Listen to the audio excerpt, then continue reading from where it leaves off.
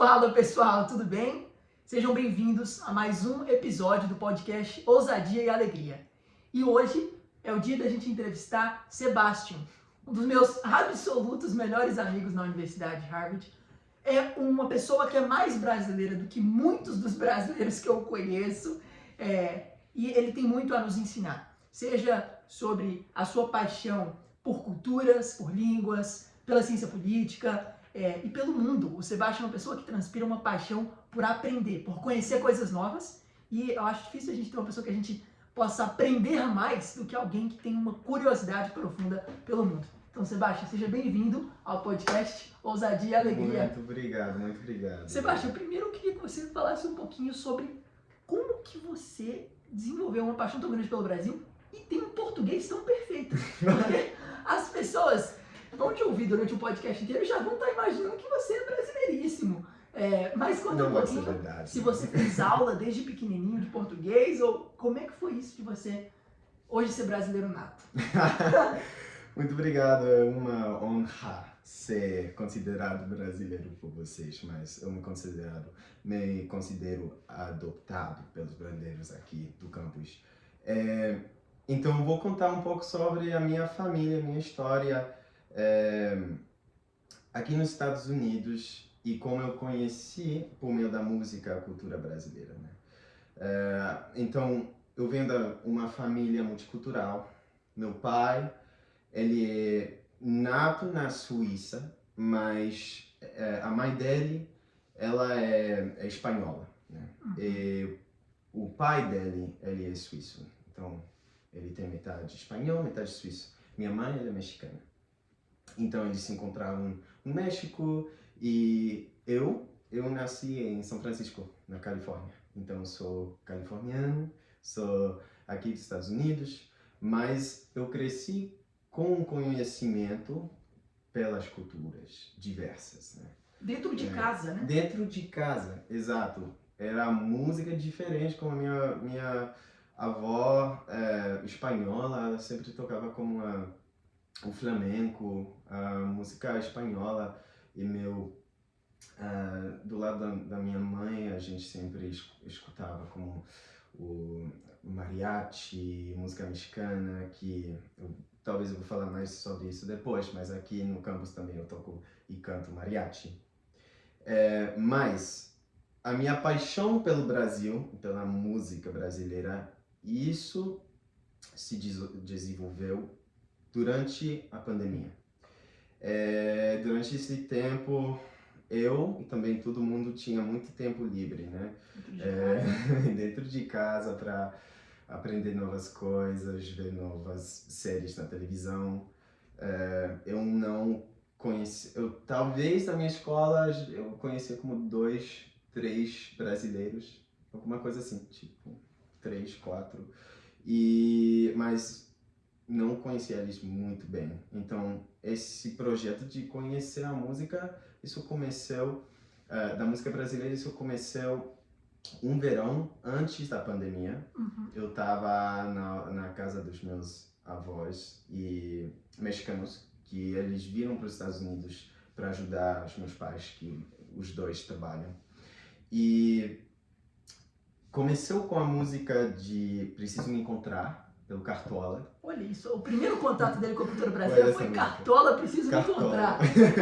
O nível já começou lá em cima. Muito alto, uma qualidade de música que jamais na minha vida eu tinha ouvido. Então eu vi que se parece no escrito muito parecido ao espanhol, mas ao escutar eu falei, isso não tem nada que ver com o espanhol. E com isso essa curiosidade nasceu nesse momento. E de lá eu fui para outras músicas como Desafinado, João Gilberto,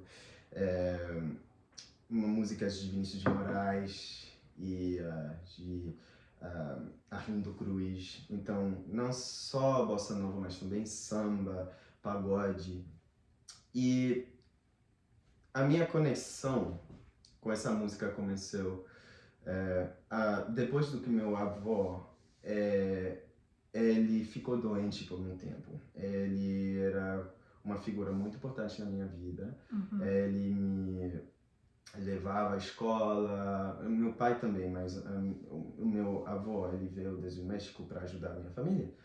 E ele tocava violão, eu não tocava violão, eu tocava violoncelo desde eu tinha, eu acho, 10 anos. Uhum.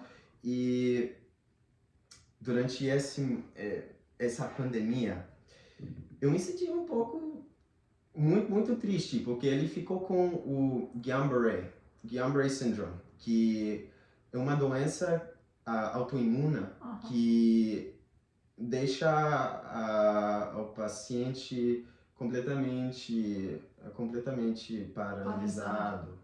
Então ele ficou completamente paralisado. E durante esse tempo foi muito difícil para mim, porque todo final de semana precisava ir pelo hospital para estar ali com meu avô. Eu sei, para ele essa experiência foi obviamente o pior, muito mais difícil para ele do que para mim. Mas para mim, sendo ainda um adolescente, eu sigo sendo um adolescente, mas nesse momento foi muito difícil. Eu acho que foi durante um tempo muito transformativo, né, para um jovem como eu. E essa depressão e essa tristeza se converteu em uma conexão com a música brasileira. Então, quando eu comecei a aprender o português foi com uma série que se chama, o nome da série é 3%. 3% da 3% Netflix. do Netflix. Isso me ajudou muito. E também ouvindo samba, músicas, as primeiras músicas que eu ouvia eram de Paulinho da Viola. Então, para mim, ele foi sempre um mestre melhor para mim, que eu amava. Foi o que passou na minha vida, foi uma música que para mim sempre tem sido uma das minhas preferidas. E durante essa pandemia eu tinha mais tempo para reflexão, porque antes da pandemia a minha família levou meu avô de novo para o México, porque foi mais fácil ter esse cuidado ali, tudo foi mais barato lá do que aqui nos Estados Unidos. Aqui é muito caro. Sim. E ele voltou e eu peguei seu violão, eu comecei a aprender tocar violão. E os tutoriais eram todos em português. Então eu precisava aprender o português para entender como tocar o ritmo de samba, ritmo partido alto, ritmo pagode, ritmo bossa nova. E dali eu comecei a criar com a minha própria música, minhas próprias interpretações dos grandes mestres como João Gilberto, Caetano Veloso. E para mim isso foi tão importante. Então eu escrevi o meu ensaio pelo Harvard sobre o Brasil, sobre a música brasileira, sobre a minha experiência com meu avô e aprendendo violão. Eu falei especificamente sobre uma palavra, saudade, e a importância de saber uma palavra que não existe na minha própria língua, né? Por meio do meu pai, eu falo francês, não existe saudade. Por meio da minha mãe, espanhol, não tem saudade. Inglês também, porque eu nasci aqui, não tem saudade. Mas só no mundo luso-falante eu consegui saber esse sentimento que transpira em toda a forma da música brasileira. E essa conexão é uma quase de sangue, né?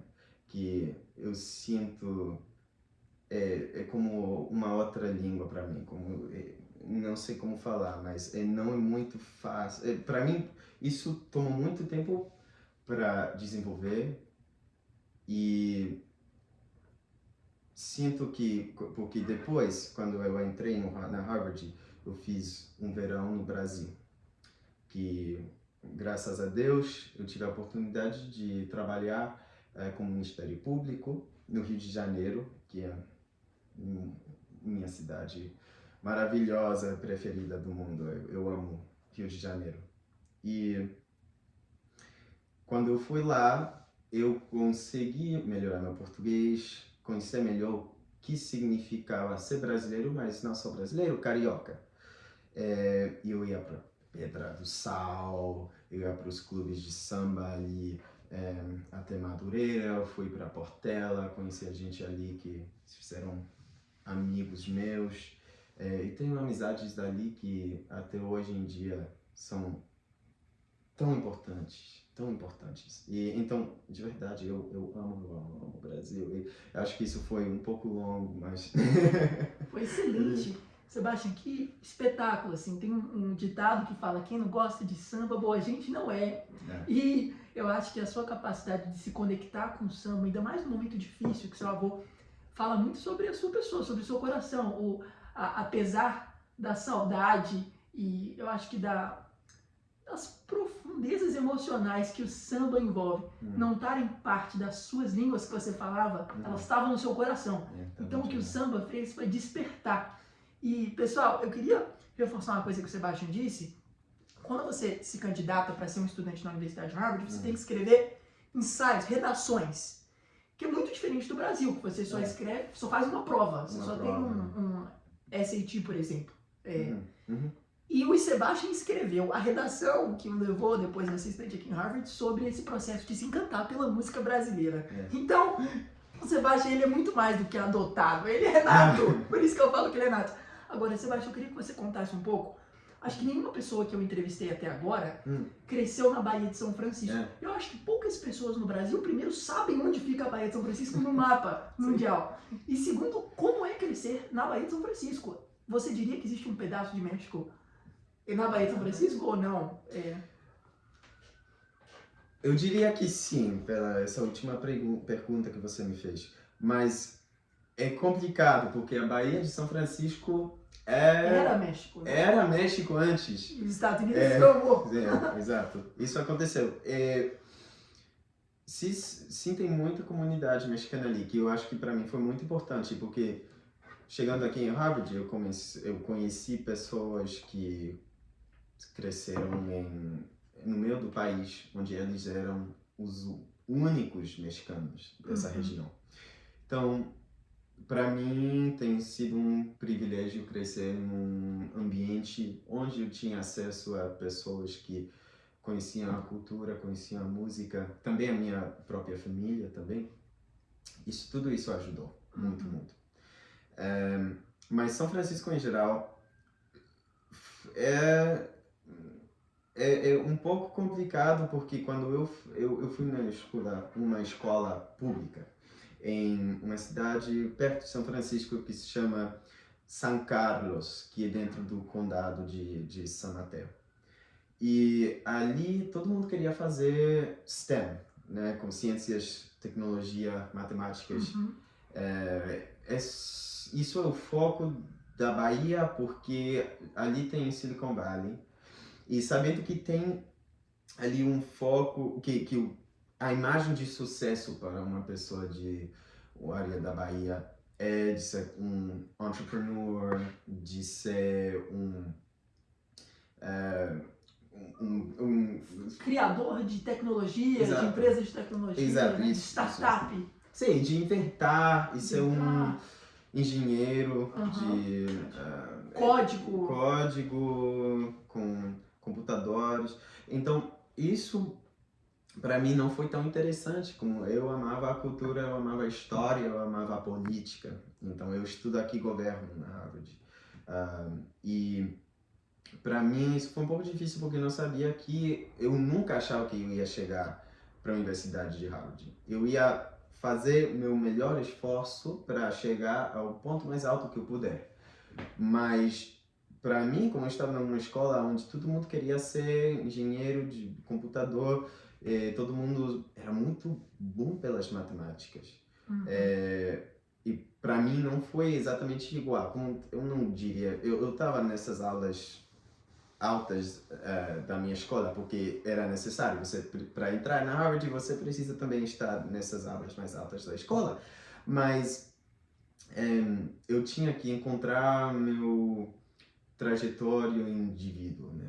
Então, individual. Então, para mim, eu precisava ter essas reflexões de eu mesmo, com o que são as coisas do que eu gosto, o que são as coisas que eu amo, como é que eu quero invertir o meu tempo. E então essa foi a minha experiência ali. Excelente. E Sebastião, agora eu quero, daqui a pouco a gente vai entrar numa parte mais divertida, que é falar de todos os lugares pelo mundo que a gente foi junto a trabalho e também conhecendo culturas. Mas eu queria que antes você contasse um pouquinho sobre uma experiência que você teve aqui na Universidade de Harvard. Então, pessoal, o Sebastião é uma pessoa humilde, ele não vai falar, mas ele foi o líder por trás de um dos programas mais especiais da Universidade de Harvard, que é o programa de grandes lideranças do Instituto de Política da Universidade de Harvard. O nome desse programa se chama Fellows in Study Group Program. Eu vou resumir ele. Todo ano, todo semestre, na verdade, 6 grandes líderes vêm morar aqui em Harvard por um semestre.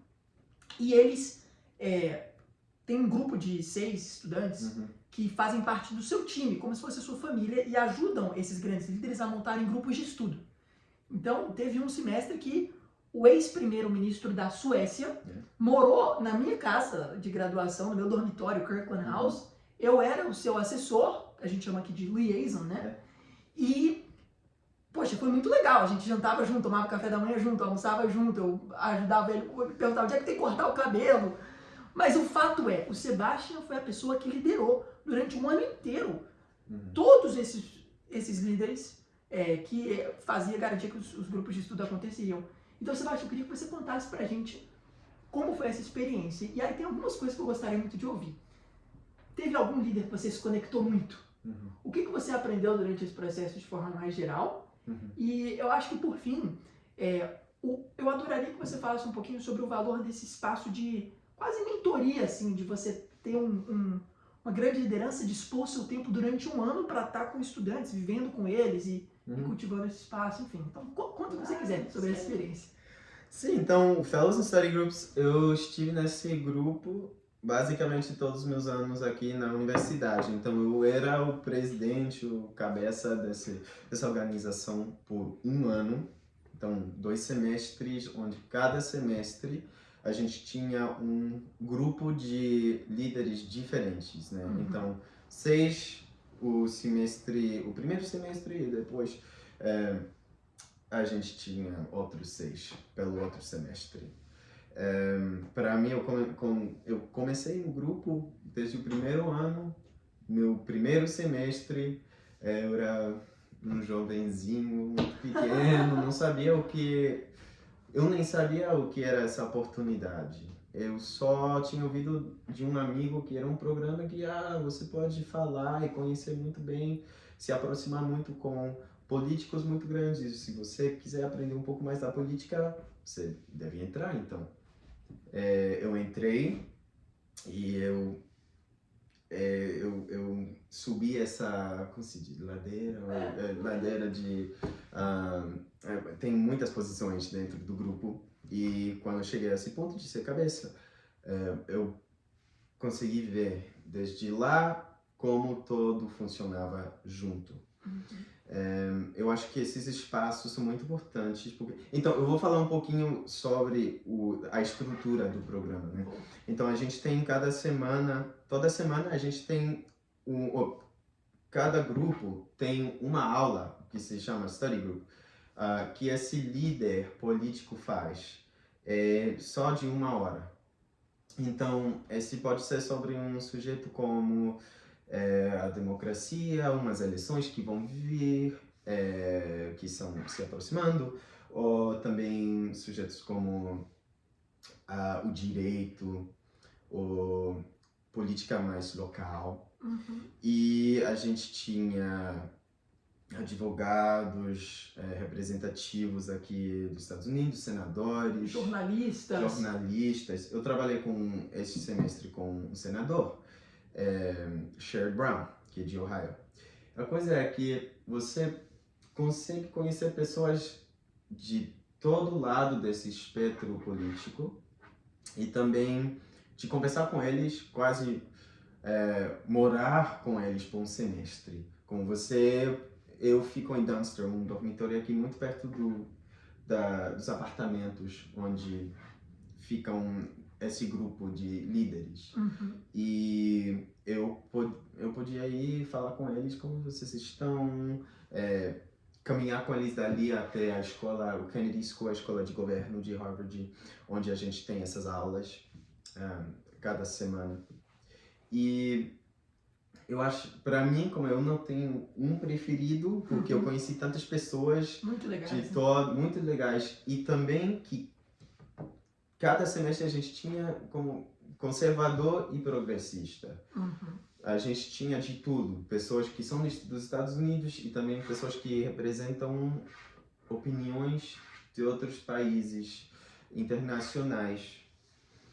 E então, para mim, eu acho que esse programa é muito importante para estudantes aqui da Harvard para abrir um pouco essa cabeça deles, né? É muito fácil estar no echo chamber, onde tudo aquilo que a gente consegue ouvir as mesmas ideias que você tem. E isso uma certa bolha, né, que a gente está inserido aqui. É isso. Às vezes eu acho que isso pode ser perigoso, né? É importante de se expor a opiniões diferentes.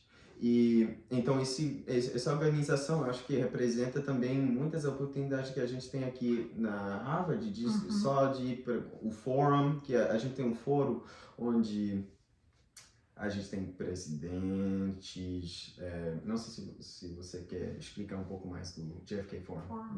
Sim, tem muitas oportunidades aqui da universidade para poder aprender sobre o que significa ser um bom líder também. Então eu acho que esses programas todo faz parte disso. Eu sendo uma pessoa que ama governo, como você, eu sabia que é um privilégio liderar um grupo assim, mas também foi uma das experiências mais importantes do meu tempo aqui na Harvard.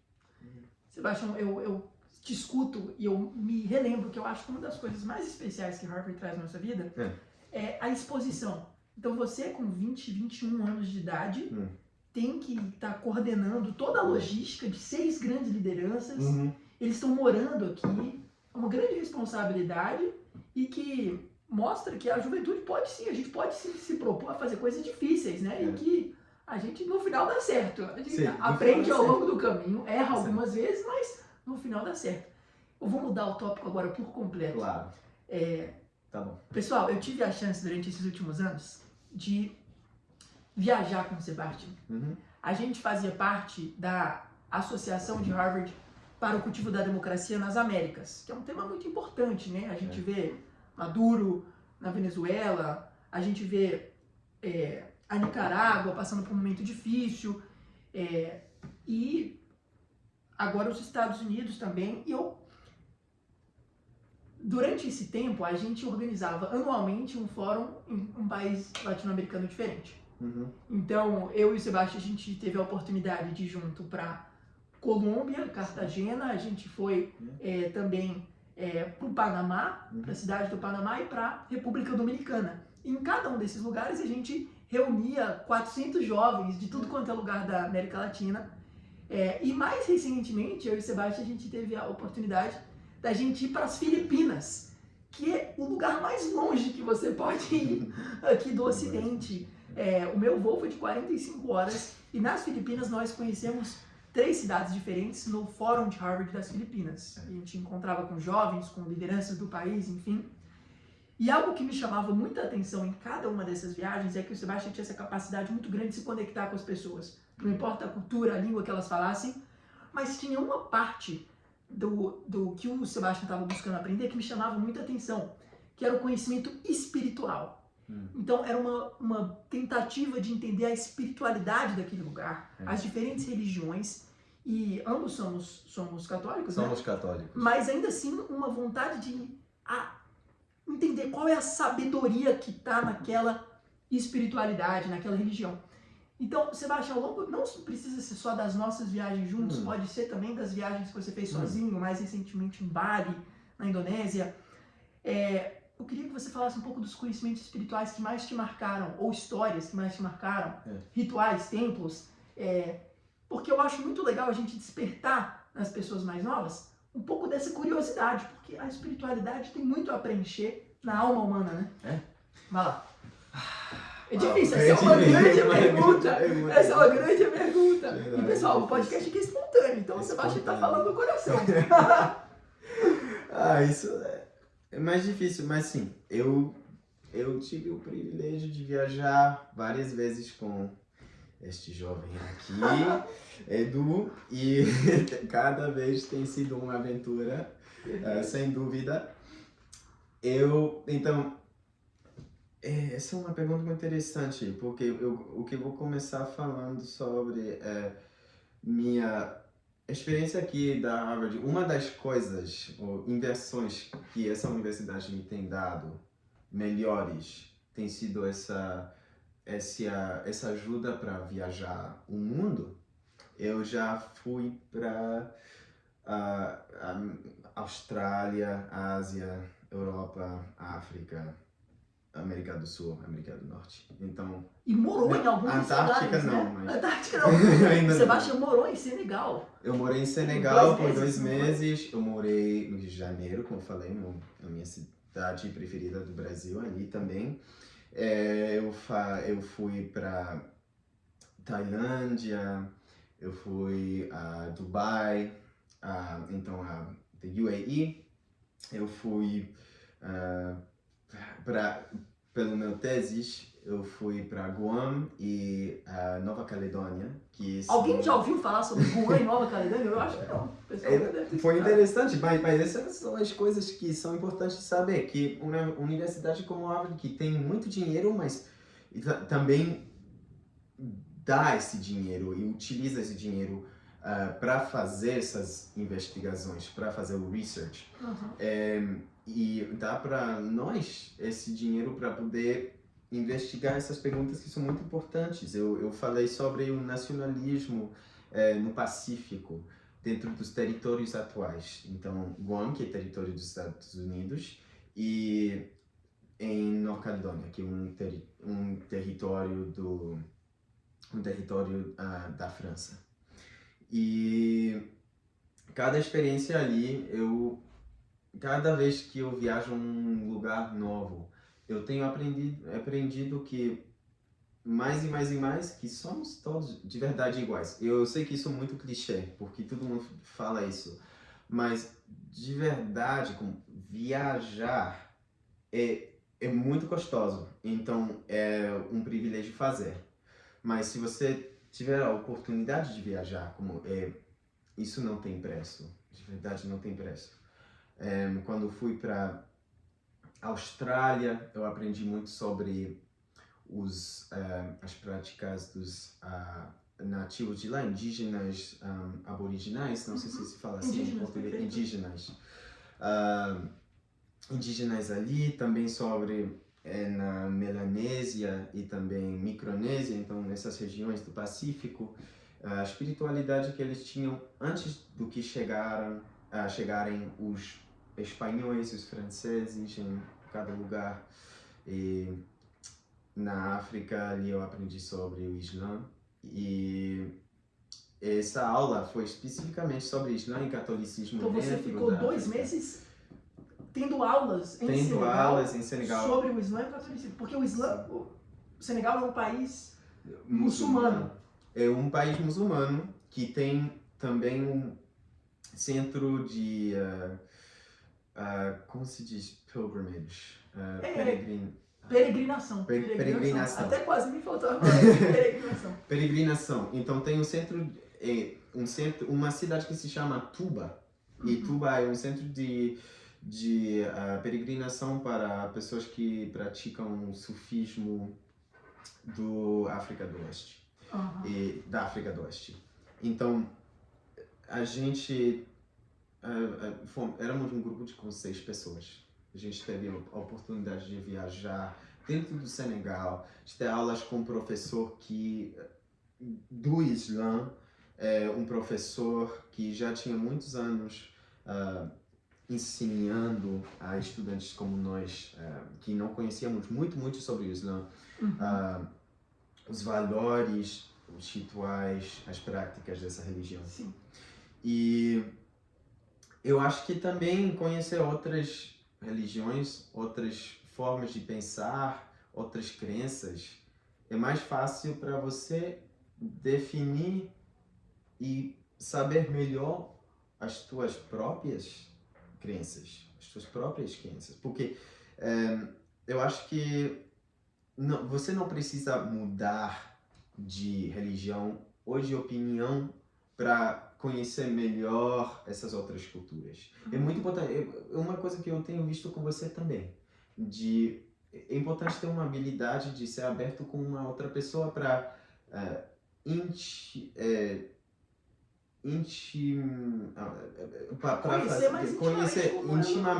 intimamente conhecer essas culturas em forma que você tem que respeitar que essa não é a tua cultura, mas você tem a capacidade de aprender. E quando você aprender isso, eu acho que também é muito importante compartilhar esses conhecimentos com teus amigos, com a tua família, com as redes sociais, com tudo isso tão importante, porque parte dessa viagem e de poder contar as histórias das pessoas que você conhece nesses lugares. É importante dizer como eu não posso recontar a história dessa pessoa e da uma outra pessoa de forma perfeita, porque eu não sou essa pessoa, eu não tenho essa experiência, mas estando nessa comunidade, estando nessa cultura por 2 meses, conhecendo essas pessoas, esses amigos durante 2 meses, isso te dá um certo conhecimento de uma experiência que você pode aprender disso e aplicar na tua vida, mas também falar para outras pessoas como essas são experiências que estão acontecendo em outros lugares como eu nunca sabia que eu ia ir para o Senegal por 2 meses. Verdade. Eu queria ir para o Brasil, mas eu não sabia que eu ia para o Rio de Janeiro, especificamente a cidade onde eu queria ir, Rio de Janeiro, por 2 meses. Não sabia que eu ia fazer isso, não sabia que eu ia para a China, ou para o Pacífico, ou para a Austrália, para a Índia. Eu não sabia nada disso. E para falar sobre religião também, a Índia é um lugar espiritualmente muito fascinante. O interessante é que nós dois, a gente já foi para a Índia, não juntos, com viagens diferentes, mas a gente fala sobre essas experiências que a gente tem. A gente foi também para Bali, na Indonésia, que é um outro país hindu. E eu acho que vendo as diferenças nas práticas dos hindus em Bali, comparado na Índia, como eu estava em Bengaluru e em Nova Delhi, que são ambos lugares são muito diferentes, mas em cada lugar eu conheci mais sobre a arquitetura maximalista dos hindus e eu acho que foi muito interessante ver essas diferenças culturais entre as pessoas, porque tem a religião e a doutrina e depois tem também a cultura das pessoas que adotam isso. E quando eu estive em Bali, a gente tinha um dia de silêncio que se chama Nyepi, é o nome, Nyepi. E esse dia é ilegal sair do quarto, é ilegal sair do hotel na rua. Ali tem polícia religiosa que ali te fala, não pode sair. Não deve... Todas as luzes devem estar apagadas.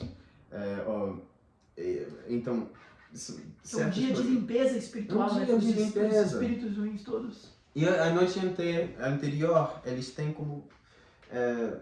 eles festejam esse dia com um festival que se chama Ogo Ogo. E tem como uns monstros para limpar todas as ruas, tudo que é de ruim. Tudo que é de ruim. Exato. E para preparar o corpo, preparar a cidade, preparar todo mundo pelo dia que vem.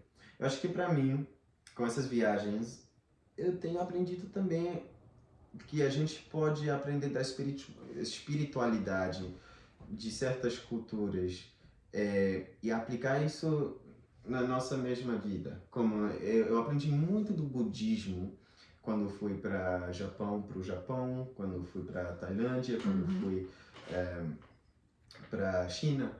E ali eu aprendi, eu vi que eu podia aplicar certas coisas da meditação e das crenças dos budistas em forma espiritual dentro do meu próprio catolicismo. Como eu sou católico, eu falo isso e eu acredito isso, essas são as minhas crenças, mas eu também estou aberto para outras visões espirituais. E para mim, sendo estudantes numa universidade com um ambiente muito estressante, muito tempo, porque aqui, se não seja sujeitos acadêmicos, vai ser o profissional, vai ser o que eu vou fazer no ano que vem, 2 anos que vem.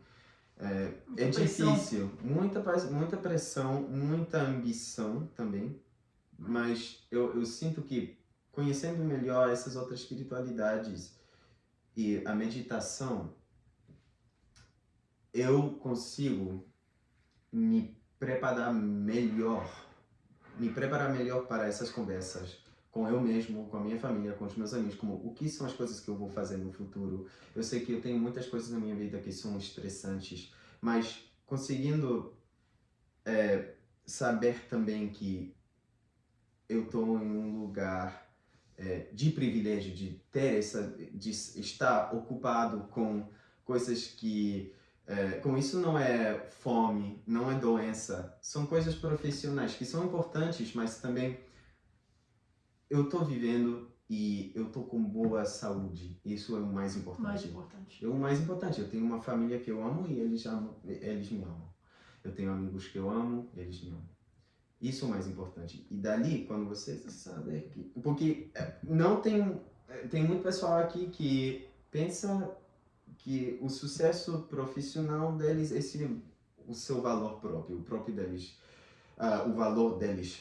E que é difícil para eles se definir fora dessas estruturas que têm construído aqui na Harvard e também nas escolas mais top dos Estados Unidos. É uma cultura que tem aqui. Eu acho que é importante, sim, apreciar certos aspectos dessa cultura, mas também falar um mundo muito grande.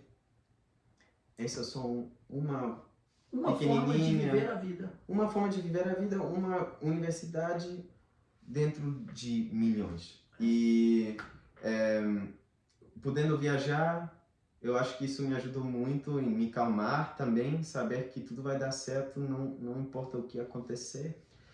E também aprender que tem muitas pessoas no mundo que não tem muito, eles não têm muito. No Senegal eu aprendi isso, mas que em qualquer outro lugar onde for. Não tem muito, mas eles têm o amor, o carinho da família, a felicidade, muita mais felicidade do que eu vejo com muitas pessoas aqui em Boston.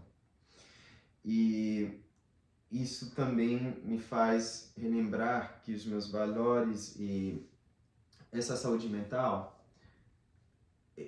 isso é a coisa mais importante do mundo e isso me vai carregar ao futuro, a um futuro de sucesso. Então, essa é uma forma muito longa de falar sobre o espiritualismo. Excelente.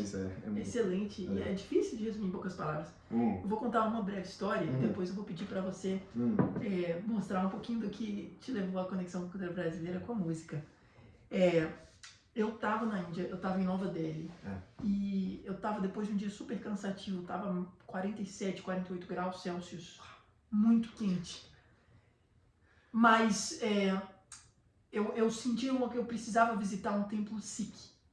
O que é a religião Sikh? Eu nunca tinha ouvido falar. É uma religião muito predominante na Índia, parecida com o hinduísmo, mas não é o hinduísmo. Mas o que me motivou muito a querer visitar é que essa religião, me diziam que ela tinha um papel social muito importante no combate à fome. E aí eu visitei o Templo Sikh, e aí eu conheci o líder religioso espiritual. E aí ele me levou, e aí eu sempre acho que uma forma muito incrível de você se conectar com a espiritualidade, com o divino, é por meio da música. E a prece deles é 100% cantada. Então, é 100% cantado. E eu vou depois contar uma parte engraçada dessa história. Tava muito calor, eu levei um protetor solar e deixei no meu bolso. Aí você fica de joelho, como se fosse de cócoras. E eu tava com o protetor solar aqui no meu bolso de trás. Mas eu só sei que eu participei da prece, esse líder espiritual me levou. Ele falou, agora eu quero te levar em último lugar, que foi a cozinha.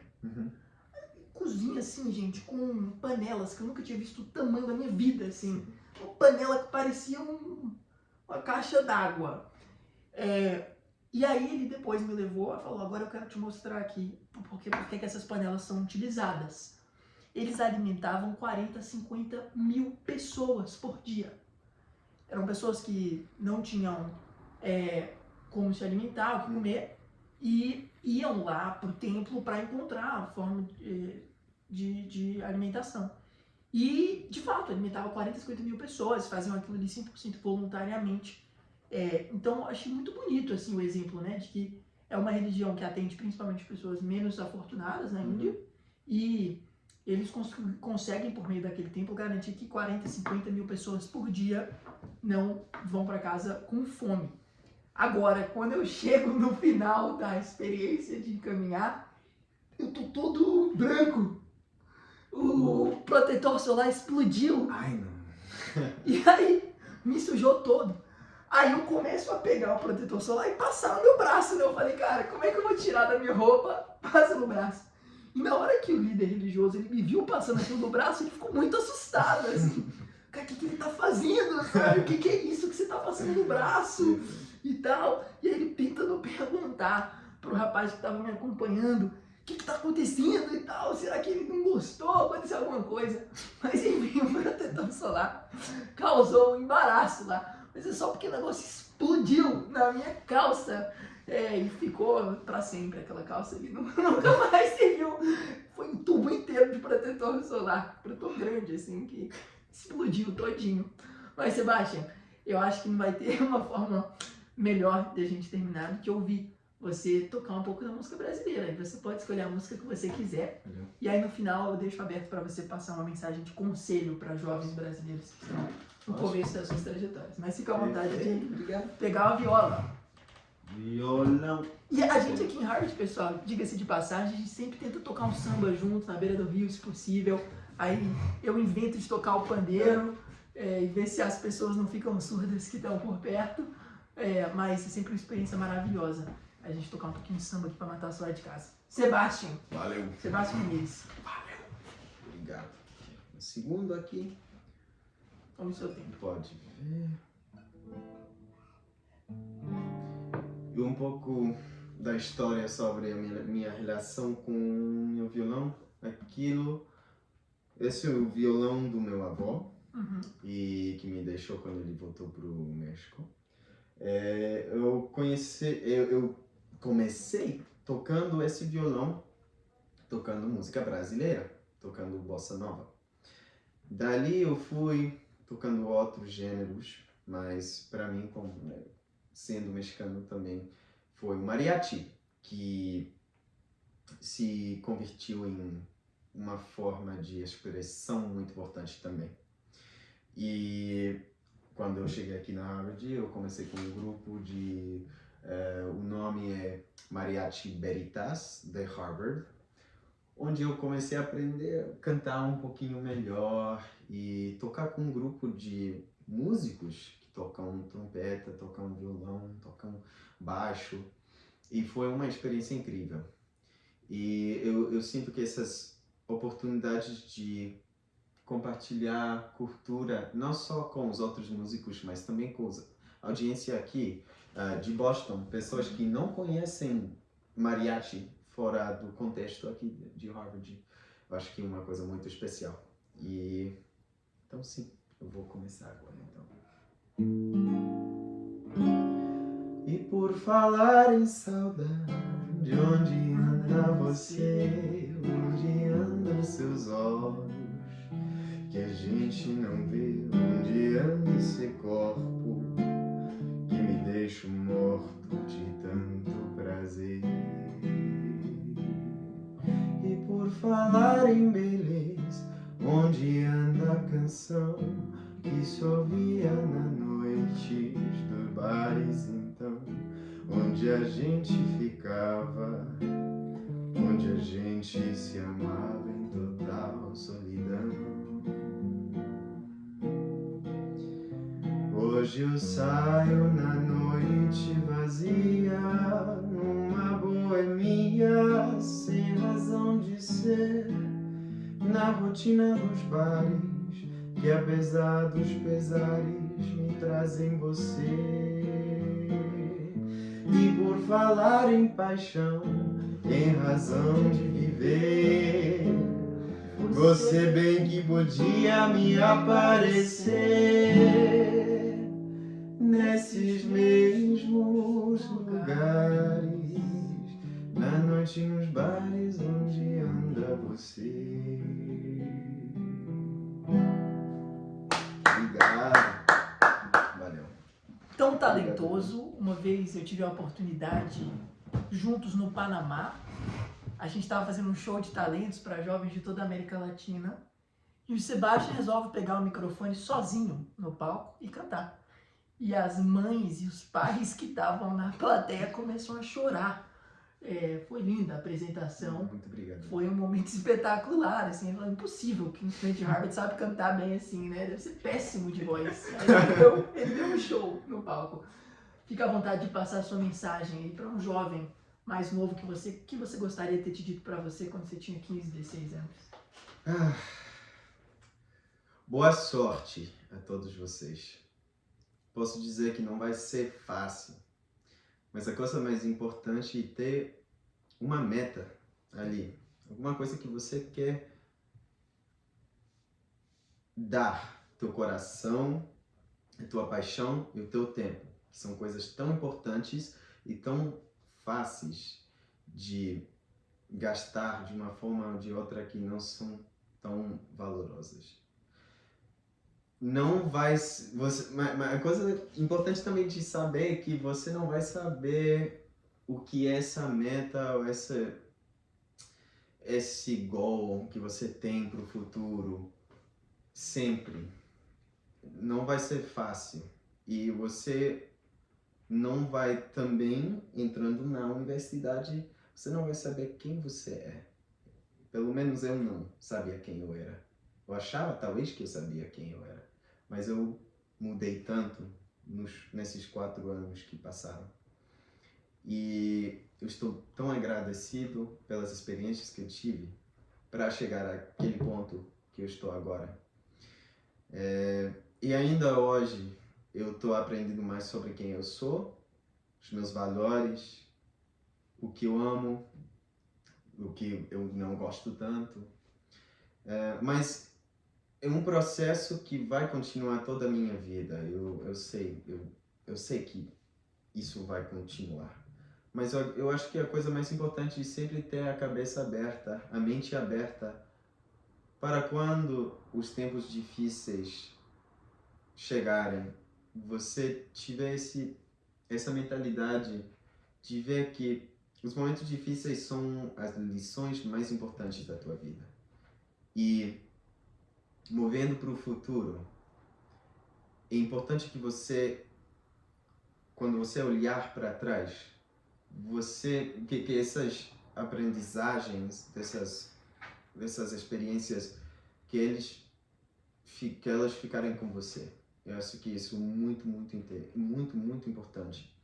Então, saindo desses 4 anos aqui, não só foi o acadêmico do que eu aprendi e que eu vou no futuro levar comigo, mas foi tudo social, tudo indivíduo, falando com você, conversas com amigos, conversas com alunos da escola aqui, com os meus amigos, melhores amigos das minhas aulas, com os professores, com os políticos, com os líderes.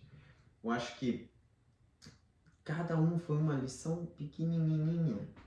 E com esse tempo, como tem um jornal onde escrevo sobre a minha experiência aqui na universidade, viajando, eu quero levar todas essas aprendizagens para o futuro comigo. Então, eu peço a vocês que quando vocês começarem esta